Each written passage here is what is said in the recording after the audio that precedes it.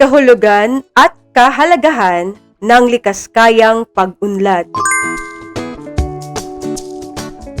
Sa bawat desisyon sa buhay, hindi sapat ang basta pumili ng kung ano ang mas gusto, mas madali o mas mabilis. Sapagkat kailangan nating timbangin ang kapalit, pakinabang, oportunidad, dagdag na gastos at insentibong nakaaapekto sa kilos ng tao, pamilya, negosyo at pamahalaan. Dahil ang mga desisyong pang-ekonomiya ay hindi basta padalos-dalos na pagpili, kundi maingat na pagsusuri sa magiging bunga nito. Balikan natin ang tungkol sa prinsipyo ng matalinong pagpapasya sa aral ng nakaraan, umuunlad ang bayan. Eko o etos. Suriin ang bawat pahayag. Isulat ang eko kung ito ay nagpapakita ng matalinong pagpapasya at etos kung hindi. Ang trade-off ay sitwasyong kailangang isakripisyo ang isang bagay upang makuha ang isa pa. Eko. Ang opportunity cost ay tumutukoy sa lahat ng bagay na nakuha matapos gumawa ng desisyon. Etos. Ang opportunity cost ay tumutukoy sa lahat ng bagay na isinakripisyo matapos gumawa ng desisyon. Sa marginalism, sinusuri kung sulit pa bang magdagdag ng isa pang unit, oras, produkto o serbisyo. Eko. Ang insentibo ay parusa na pumipigil sa tao na gumawa ng isang kilos. Etos. Ang insentibo ay gantimpala na humihikayat sa tao na gumawa ng isang kilos. Sa pagpapasya, hindi lamang pera ang kapalit, kundi pati oras, relasyon, karanasan at oportunidad. Eko. Napatunayan na walang libreng desisyon. Kapag may pinili, may naiiwan. At kapag may napakinabangan, may isinukong pagkakataon. Ngunit may isang mas mahalagang tanong. Paano kung ang desisyong kapakipakinabang ngayon ay magdulot naman ng suliranin sa hinaharap? Dito pumapasok ang konsepto ng likaskayang pag-unlad. Isang pag-unlad na tumutugon sa pangangailangan ng kasalukuyan nang hindi isinasakripisyo ang kinabukasan. Sa madaling salita, hindi lang ayos ngayon, kundi ayos pa rin sa hinaharap. Layunin ng araling ito na maipaliwanag ang kahulugan, kahalagahan at aplikasyon ng likaskayang pag-unlad sa pang-araw-araw na pagpapasya. Sa tunay na buhay, may mga proyektong parang buy now, pay later. Ang benepisyo ay ngayon, pero ang singil sa susunod na henerasyon. Kaya ang hamon sa pag-unlad ay hindi lamang kung paano yayaman ang lipunan, kundi kung paano uunlad nang hindi winawasak ang mismong pinagkukunan ng yaman. Sulit ngayon o sulit hanggang bukas? Tukuyin kung ang sitwasyon ay nagpapakita ng sulit ngayon o sulit hanggang bukas. Pinutol ang malaking bahagi ng kagubatan upang gawing subdivision, ngunit kalaunan ay dumalas ang pagbaha sa mga kalapit na lugar.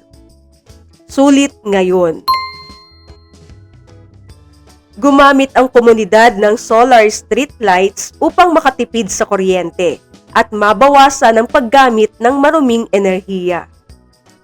Sulit hanggang bukas.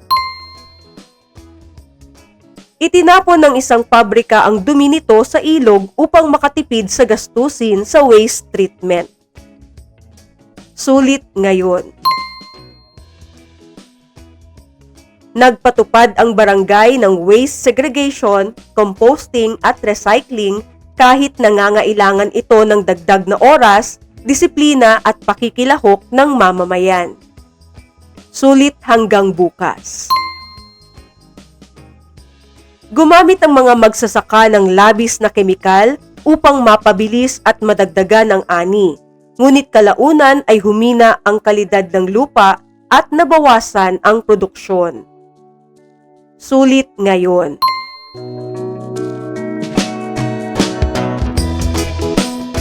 Ang mga sagot sa sulit ngayon ay nagpapakita ng mga desisyong inuuna ang agarang kita, kaginhawaan o mabilisang pag-unlad. Sa unang tingin ay tila praktikal ito, ngunit kapag hindi isinaalang-alang ang epekto sa tao at kalikasan, maaari itong magdulot ng pagbaha, polusyon, pagkasira ng tirahan at mas malaking suliranin sa hinaharap. Samantala, ang mga sagot sa sulit hanggang bukas ay nagpapakita ng pag-unlad na may pananagutan. Maaring mas mabagal o mas matrabaho ang proseso, ngunit pinangangalagaan nito ang kalikasan, kabuhayan, kalusugan at kinabukasan.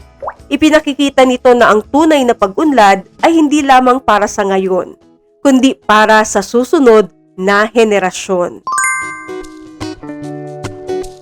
Ang tradisyonal na pag-unlad ay kadalasang sinusukat sa dami ng kita, infrastruktura, produksyon, negosyo at paglago ng ekonomiya.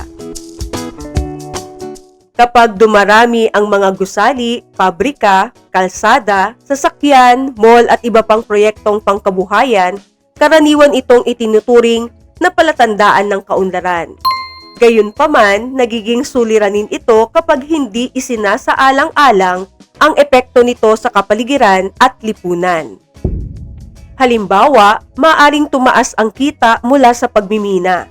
Ngunit kung masisira ang kabundukan, madudumihan ang ilog at maaapektuhan ang kabuhayan ng mga magsasaka at mangingisda, hindi sapat na sabihin ito ay tunay na pag-unlad. Ang ganitong uri ng pag-unlad ay parang bahay na maganda ang pintura, ngunit mahina ang pundasyon. Maayos ngang tingnan, ngunit madaling bumagsak. Samantalang ang likas kayang pag-unlad o sustainable development ay tumutukoy sa mga paraan, programa at proyektong tumutugon sa pangangailangan ng kasalukuyang henerasyon nang hindi isinasakripisyo ang kakayahan ng susunod na henerasyon na matugunan din ang kanilang pangangailangan. Hindi nito sinasabing itigil ang pag-unlad. Sa halip, pinapaalala nitong dapat maging responsable ang pag-unlad. Halimbawa, ang pagtatanim muli ng puno matapos ang pagputol, maayos na waste management ng pabrika, paggamit ng renewable energy, at wastong pagpaplano ng lungsod ay mga hakbang na nagpapakita na pwedeng umunlad nang hindi inuubos ang kalikasan. Sa ganitong pananaw, ang ekonomiya, lipunan at kapaligiran ay hindi magkakalaban. Bagkus, kailangang sabay-sabay na alagaan. Ang likas kayang pag-unlad ay hindi nakasalalay sa iisang hakbang lamang. Binubuo ito ng tatlong magkakaugnay na haligi na kailangang sabay-sabay na isaalang-alang. Ang lipunan, kapaligiran, at ekonomiya. Ekonomiya. Tumutukoy ito sa paglikha ng trabaho, kita, produkto, serbisyo at mga proyektong nagpapabuti sa pamumuhay. Ngunit hindi sapat ang kita.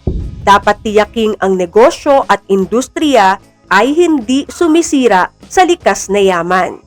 Halimbawa, ang pabrika ay maaaring magbigay ng trabaho, ngunit kailangan din nitong maayos na pamahalaan ang basura at maiwasan ang polusyon. Lipunan. Nakatuon ito sa kapakanan ng tao, kalusugan, edukasyon, seguridad, pagkakapantay-pantay at pantay na pagkakataon. Hindi ganap ang pag-unlad kung iilan lamang ang nakikinabang. Mahalaga na ang mga proyekto ay may pakinabang din sa lokal na komunidad. Kapaligiran. Tumutukoy ito sa pangangalaga sa lupa, tubig, hangin, kagubatan, hayop at iba pang likas na yaman. Dito nagmumula ang pagkain, tubig, enerhiya, materyales at kabuhayan. Kaya mahalaga ang reforestation, renewable energy, waste management, conservation at maingat na paggamit ng likas na yaman. Hindi maaaring ihiwalay ang ekonomiya, lipunan at kapaligiran sa isa't isa. Kung umunlad ang ekonomiya ngunit nasira ang kalikasan, panandalian lang ang pakinabang.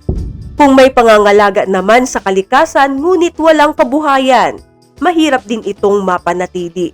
Kaya ang tunay na likas kayang pag-unlad ay balanse, hindi bara-bara o bahala na, kundi pag-unlad na may iniingatang bukas. Kapag sabay na napangalagaan ang ekonomiya, lipunan at kapaligiran, nagiging tunay na likas kaya ang pag-unlad. Gayunman, hindi agad naging bahagi ng mga patakaran at plano ng maraming bansa ang ganitong pananaw. Sa paglipas ng panahon, may mga pagbabago sa pamumuhay at ekonomiya na nagdulot ng matinding pressure sa likas na yaman at nagbigay babala sa daigdig. Eco-scramble, mga babalang nagpakilos sa daigdig.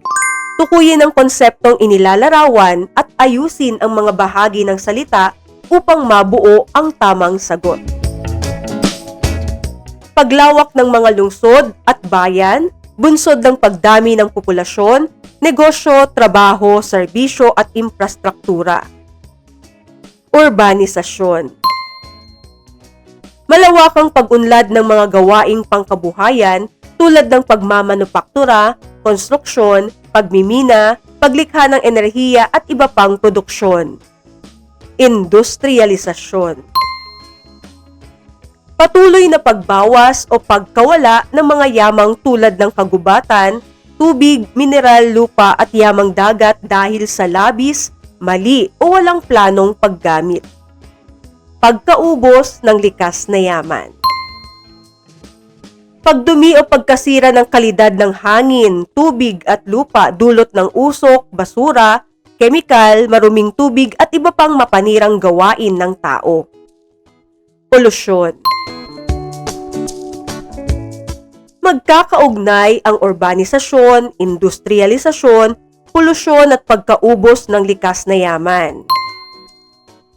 Sapagkat habang lumalawak ang mga lungsod, tumataas ang pangangailangan sa bahay, pagkain, tubig, enerhiya, trabaho, transportasyon at iba pang serbisyo. Dahil dito dumarami rin ang mga pabrika, konstruksyon, pagmimina at iba pang gawaing pang-industriya upang tugunan ang pangangailangang ito. Mahalaga naman ang mga pagbabagong ito dahil nagdadala ang mga ito ng trabaho, produkto, serbisyo at oportunidad sa kabuhayan. Ngunit kapag hindi maayos ang paggamit ng lupa, tubig, kagubatan, mineral at iba pang likas na yaman, maaring mauwi ito sa polusyon, pagbaha, pagkasira ng tirahan ng mga hayop at panganib sa kalusugan at pagkawala ng kabuhayan. Kaya naman ang hamon ay hindi pigilan ng pag-unlad, kundi tiyaking ang bawat hakbang nito ay may malinaw na plano, wastong limitasyon at pananagutan sa tao at kalikasan. Habang tumitindi ang mga suliraning ito, naging malinaw na hindi sapat ang magkakahiwalay na pagkilos ng bawat bansa. Ang mga suliraning ito kasi ay maaaring lumampas sa hangganan ng isang lugar at makaapekto sa maraming bansa at sa susunod na henerasyon. Dahil dito, unti-unting nagkaroon ng pandaigdigang pagtutulungan upang suriin ang ugnayan ng kaunlaran at kalikasan, maglatag ng iisang pananaw at bumuo ng mga gabay para sa mas responsable at pangmatagalang pag-unlad. Eco-Action Match. Ano ang ginawa ng daigdig? Basahin ang mga pangyayari sa Hanay A, itapat ang bawat isa sa tamang naging hakbang o ambag nito sa Hanay B.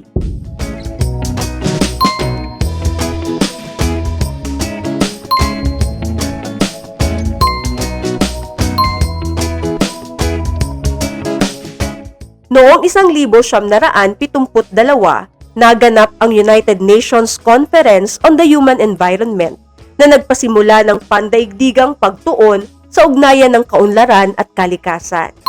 1983 itinatag ng United Nations ang World Commission on Environment and Development upang suriin ang ugnayan ng kaunlaran, tao at kapaligiran. Noong 1987 sa Brundtland Report, ipinaliwanag ang likas kayang pag-unlad o sustainable development bilang pagtugon sa pangangailangan ngayon nang hindi sinasakripisyo ang susunod na henerasyon. Taong 1972 sa Earth Summit sa Rio de Janeiro, pinagtibay ang Agenda 21 bilang gabay sa pangangalaga ng kalikasan at kaunlaran. Kung ang Agenda 21 ay nagsilbing gabay sa pagplano ng mga bansa, kailangan din ng paraan upang masukat kung ang isang proyekto o industriya ay tunay na nakapagpapabuti sa buhay ng tao o may iniiwang pinsala sa kalikasan. Dito pumapasok ang environmental accounting. Ang environmental accounting ay paraan ng pagsasama ng kalagayan ng kalikasan sa pagsukat ng kaunlarang pang-ekonomiya. Sa karaniwang pagsukat, maaaring tingnan lamang kung gaano kalaki ang kita, ilang trabaho ang nalikha o ilang produkto ang nagawa.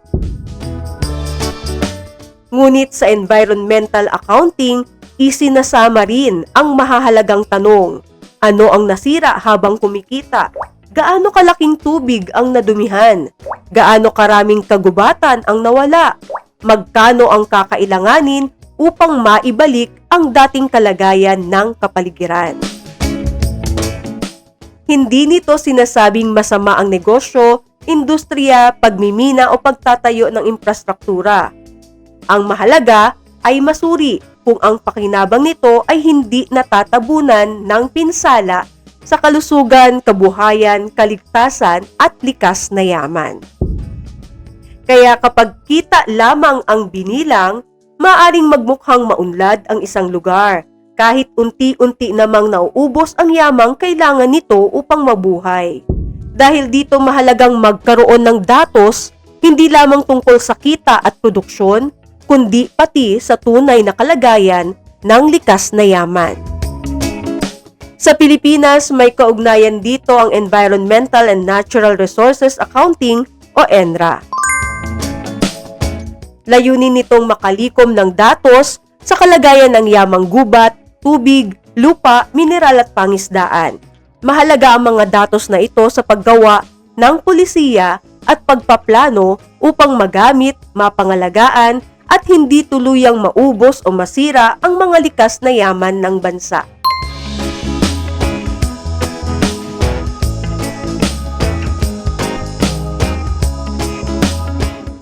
Likas, linaw. Pangalanan ang kaalaman. Tukuyin ang konseptong inilalarawan sa bawat bilang. Ito ay pag-unlad na tumutugon sa pangangailangan ng kasalukuyang henerasyon nang hindi isinasakripisyo ang kakayahan ng susunod na henerasyon na matugunan din ang kanilang pangangailangan. Likas kayang pag-unlad o sustainable development. Pandaigdigang komisyong binuo ng United Nations noong 1983 upang suriin ang ugnayan ng kaunlaran at kapaligiran. World Commission on Environment and Development. Ulat noong 1987 na naglinaw sa konsepto ng likas kayang pag-unlad. Brundtland Report. Pandaigdigang komperensyang idinaos noong 1972 sa Rio de Janeiro, Brazil, kung saan pinagtibay ang Agenda 21. Earth Summit. Pandaigdigang gabay na naglalayong maisama ang pangangalaga sa kalikasan sa mga patakarang pangkaunlaran. Agenda 21. Paraan ng pagsasama ng kalagayan ng kalikasan at likas na yaman sa pagsukat ng kaunlarang pang-ekonomiya. Environmental accounting. Programang may kaugnayan sa pangangalap ng datos tungkol sa yamang gubat, tubig, lupa, mineral at pangisdaan sa Pilipinas. ENRA o Environmental and Natural Resources Accounting. Tatlong magkakaugnay na haligi ng likaskayang pag-unlad: ekonomiya, lipunan at kapaligiran. Malawakang pag-unlad ng mga gawaing pangkabuhayan tulad ng pagmamanupaktura, konstruksyon, pagmimina, paglikha ng enerhiya at iba pang produksyon. Industrialisasyon. Paglawak ng mga lungsod at bayan bunsod ng pagdami ng populasyon, negosyo, trabaho, serbisyo at infrastruktura. Urbanisasyon. Kita sa ilog o ilog na may kita. Pabrika sa tabi ng ilog. May kumpanyang nais magtayo ng malaking food processing plant malapit sa ilog ng isang bayan. Magbibigay ito ng trabaho, kita at mas maraming produktong maibebenta sa merkado. Ngunit nangangamba ang mga residente dahil maaaring dumami ang basura, marumihan ang ilog at maapektuhan ng mga magsasaka at mangingisda. Gumawa ng isang mungkahing magpapakita na ang proyekto ay hindi lamang tradisyonal na pag-unlad, kundi tunay na likaskayang pag-unlad. Dapat makita sa output ang sumusunod. Ekonomiya, ano ang magiging pakinabang sa kabuhayan o trabaho? Lipunan, paano mapoprotektahan ang kapakanan ng mga mamamayan? Kapaligiran, paano maiiwasan o mababawasan ang pinsala sa ilog, lupa, hangin at likas na yaman? Pumili sa paraan ng presentasyon. Rubrik sa pangkatang gawain. Kita o kalat. Para sa nalalapit na school fair, magbebenta ang klase ng malamig na inumin upang makalikom ng pondo para sa isang proyekto. May nag-alok ng murang plastic cups, lids at straw dahil mas mabilis ihanda at mas malaki ang kikitain. Ngunit napapansin na pagkatapos ng mga programa sa paaralan, madalas napupunta ang mga plastik sa bakuran at kanal. May mungkahi namang magbigay ng discount sa mga magdadala ng sariling tumbler. Mas maraming paghahanda at kaunting dagdag na gawain, ngunit mas kaunti ang basurang maiiwan. Bilang mag-aaral sa grade 9, anong mungkahi ang ipapanukala para kumita ang klase nang hindi ipinapasa sa paaralan, komunidad at susunod na henerasyon ang problema sa basura? Ipaliwanag kung paano nito binabalanse ang kita, kaginhawaan, kapakanan ng iba at pangangalaga sa kalikasan.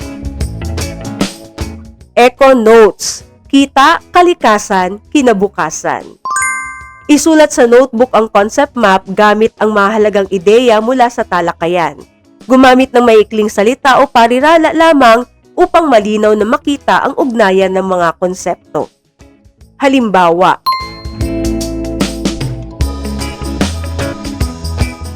pili pa siyang may pananagutan. Piliin ang letra ng tamang sagot. Lumalala ang trapiko at polusyon sa isang lungsod.